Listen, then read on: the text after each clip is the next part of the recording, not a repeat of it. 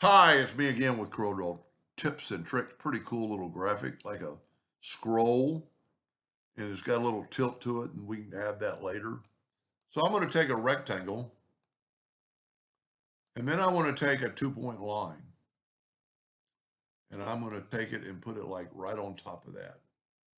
Now I'm going to take an ellipse about that size, and I'm going to have it snap to the top, and then grab the four-sided cross and move it over and have it snap to there.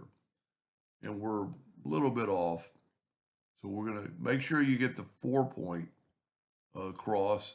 If you don't, it'll kind of bow or make the thing up a little elastic or oval.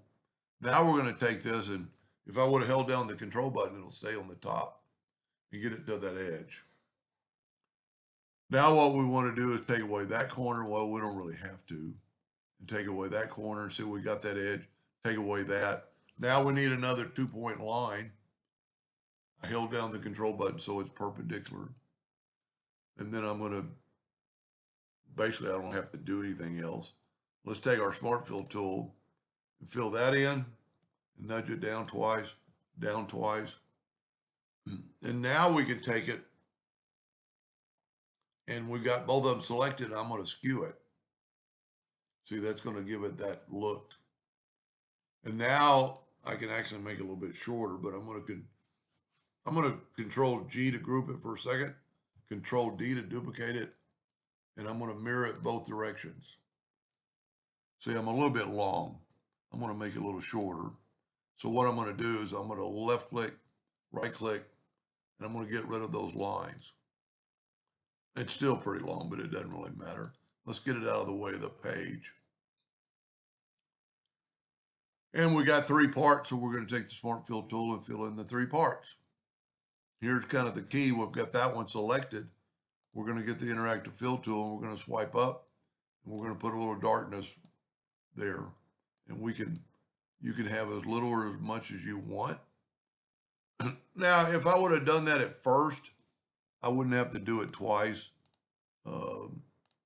But it's no big deal, and it doesn't have to be perfect.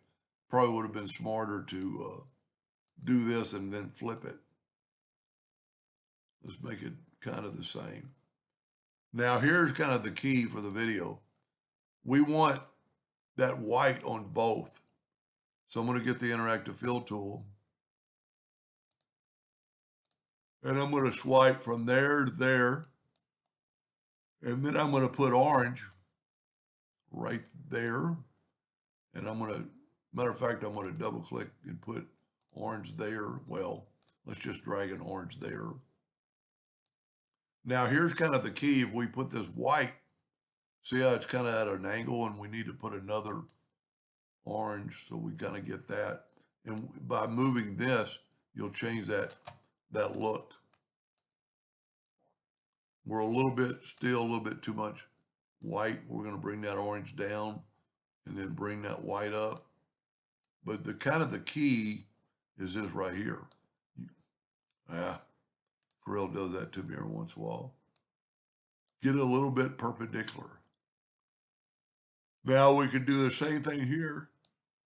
Put a little white, but then you have to put a little orange to kind of stop it.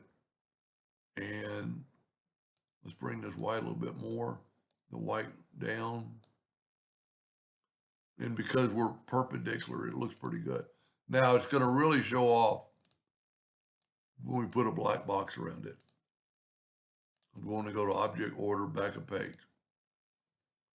That looks pretty cool. It looks pretty real. Anyway, I hope that helped a little bit. Thank you for watching.